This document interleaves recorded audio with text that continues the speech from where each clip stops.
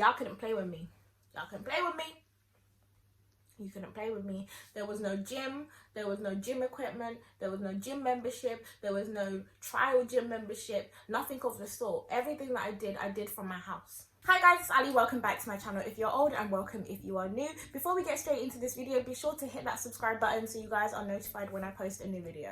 If you guys have found this video, I can only assume it's because you're using this time in the same way that I aim to use this time, and that is to better your fitness, start your weight loss journey, or continue your weight loss journey if you're already on it and you just need some tips and tricks to help you along the way. Before I do get into all the details of my weight loss journey, I just want to put it out there that this video is not going to be me telling you guys what to do, because first and foremost, I ain't your mama, your doctor, your physician, your dietitian. I ain't none of those people. So it's not going to be me sitting here talking about you should do this, do that, do this, do that, do this, do that, and you'll lose 70 pounds. That's not what this video is going to be. So if that's what you came here for, then you got to click somewhere else, boo. I will go through the things that didn't work for me and things that I believe will hinder any weight loss journey really, and then I'll go into the stuff that did work for me and things that I think that people could benefit from implementing into their fitness regime and their weight loss journeys altogether. Before I do go into detail with the ins and outs of what I did to lose the weight, I'm going to give you guys my figures. So when I started my weight loss journey, I started at 205 pounds, which is roughly 92 kilograms or 14 stone and 6 pounds. I know a lot of people use different metrics, so I've just kind of broken it down for you guys in all the stuff. So I'm going to insert some pictures here for you guys to see what that looked like on me. So this is what I look like at my heaviest. I know it doesn't look like me at all, but I promise you it is. And I am about 5'3", for anyone who wanted to know like the height comparison, which is roughly 161 centimeters. The lightest that I ended up weighing was 123 pounds or 55-ish kilograms, which is about 8 stone.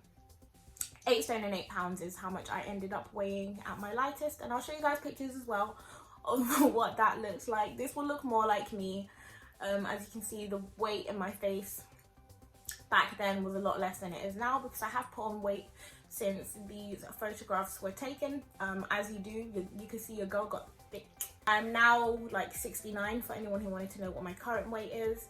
And if you want to see what that looks like, then you guys can check out my Chloe Ting videos where I've gone through like my waist measurements, hips, all of that stuff. I'll leave links in the description box down below to those videos, and you guys can check those out. Also, don't forget to subscribe to my channel, because there will be more content on fitness and my weight loss and all of that stuff as well.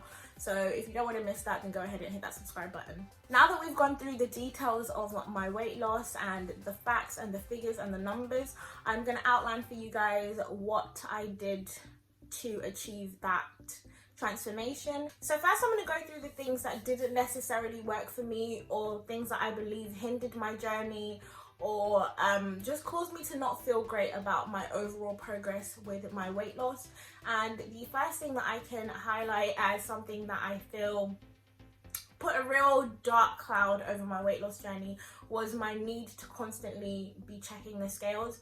Like, when I say constantly, I would check them from like Friday morning at 8 o'clock. I'd check the scale and check it again in the evening, which didn't make any sense, because of course throughout the day I'm eating, and of course the number's going to go up because hi, I'm putting food into my body. Food contains a weight. I would look at that and I'd feel down about it, which didn't make any sense, because of course the food hadn't had time to digest or process or anything like that. And I'd check the scale again, and if the number hadn't changed or decreased, then I felt kind of disheartened by it, and it made me not want to work out. It made me not want to change. My body was changing. I was losing the weight, and the food that I was eating, my body was using for fuel.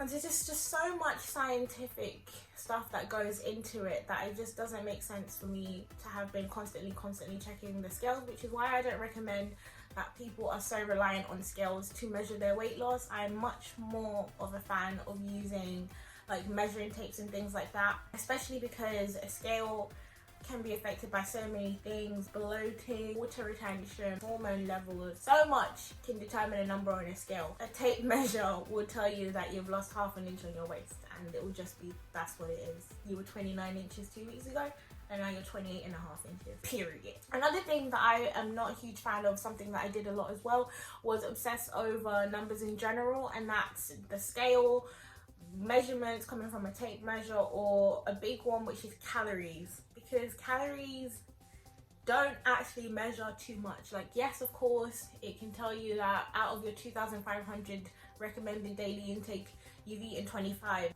calories from an apple and 25 calories from a bar of chocolate are gonna do completely different things for your body. Obsessing over numbers is something that I feel like hindered my journey a lot, especially because I like, for example, if I allowed myself 1,200 calories a day, and I'd eaten 1,000 so far in the day, and I was left with now 200 at dinner time, if the thing that I wanted to have for dinner was, let's say, 230 calories, I wouldn't let myself eat it. Like, I wouldn't touch it. I would try and cut off 30 calories or find a way to remove the extra 30, when in reality it's only 30 calories. Like, it's not that deep, and it wasn't that deep, but it was something that I was so obsessive over that I just wouldn't let myself do that. And by not letting myself do that, I just got in this really weird funk, you know, this really weird funk that I didn't need to have. It was just a funk, and I didn't like it. What being so obsessed with calories also did was, like, it dwindled down into becoming like forcing a calorie deficit on myself. So being like, okay, I'm only gonna eat like 800 calories a day for the next month or so, and trying to be too strict on yourself too soon, like not having the discipline to do that, like not gradually building yourself into that kind of process. What it does is it allows room for you to have like spikes. Oh, this is what happened to me anyway. So I would force myself. One day I was eating 2,500 calories, and then the next day I woke up and decided, right, today I'm only gonna eat 500 calories. You know how quick it is to eat 500 calories? Like, you could eat 500 calories for breakfast. Trying to maintain something like that is very, very difficult. I don't know about you, but that's hard. When one slice of bread is 126 calories, think about it, it's like eating 5 slices of bread a day. When I did stuff like that, then I did find myself like secret eating, just grabbing random pieces of bread in the middle of the night because I was that hungry, and then being upset at myself that I'd gone over the 500 calories. And it was just redundant. Like, it didn't do anything for me but upset me, and it just doesn't work out. If it works for you and you're doing the calorie deficit thing and it's working for you, that's fantastic. But for me personally, and I know a lot of people who can relate to this, that doesn't work. I want to say the last thing that I can think of that didn't really help me in my journey was forcing myself to eat things that I didn't like. For example, I think I came across an article that suggested that drinking coffee or eating cottage cheese and cabbage would speed up your metabolism, which would in turn mean you burn through calories faster. I didn't like coffee, cabbage, or cottage cheese, but here I was walking through the aisles of Tesco buying this stuff and then miserably eating it all, having a cup of black coffee every single day for a week, knowing full well that I hate coffee, eating cottage cheese, knowing full well that but I forced myself to eat it because some article told me to. There's no need to do that, because when you do force yourself to eat something that you don't like, you take the enjoyment out of the journey. Like, because I do think that weight loss journeys and health journeys and fitness journeys are very, very enjoyable. They're very, very rewarding, and you know, I gained so much from that time period. I'm gaining so much because I'm still on a fitness journey. I'm still on a weight loss journey. Putting in elements in it that you don't enjoy will just take the fun out of it, and all the motivation and all the like satisfaction that you're going to gain from embarking on a journey like this is going to run straight out the door.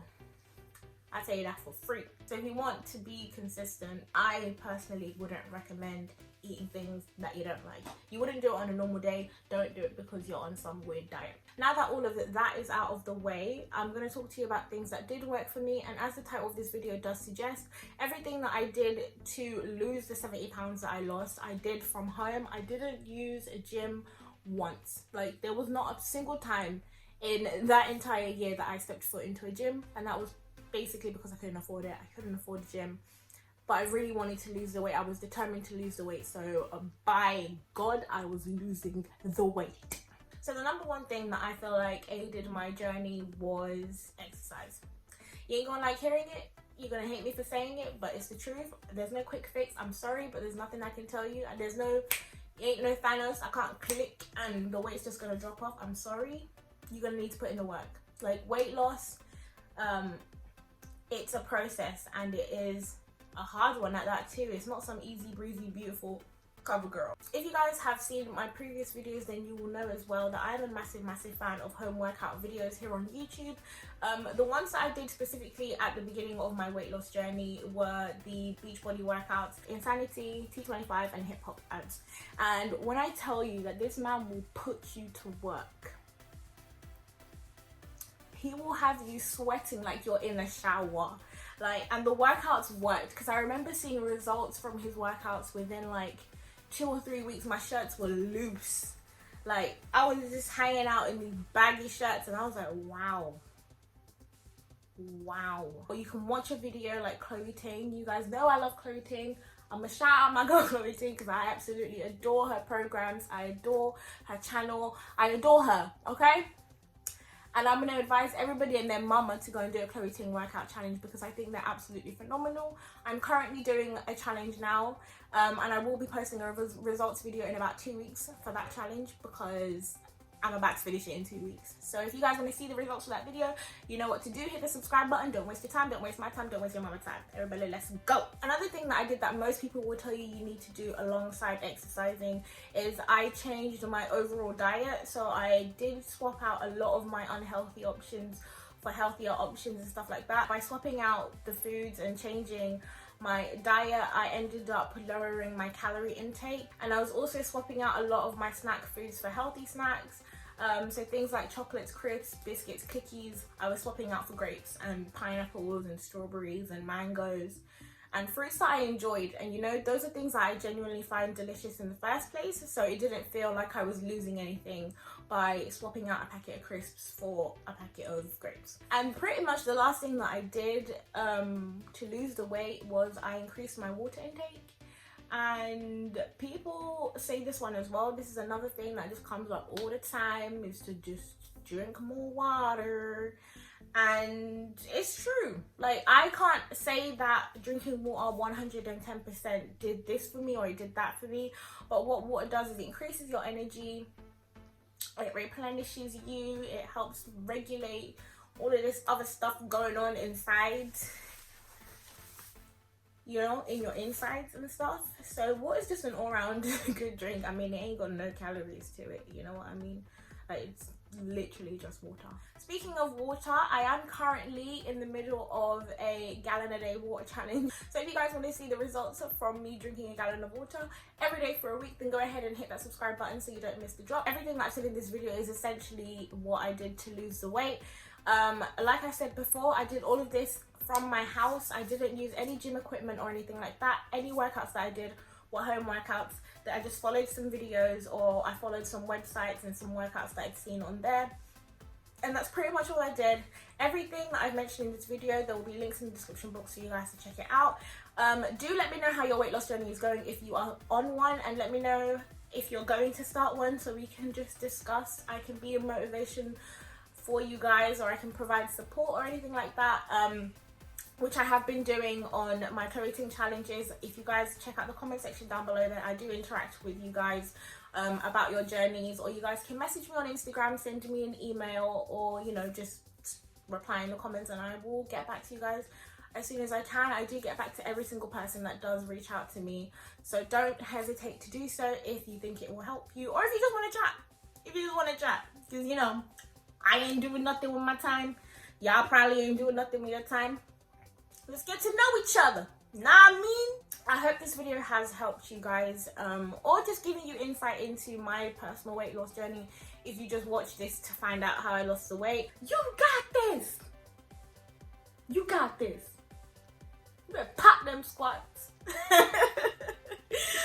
Thank you guys again for tuning into my channel. I hope you guys enjoyed this video, and I will see you guys in the next one.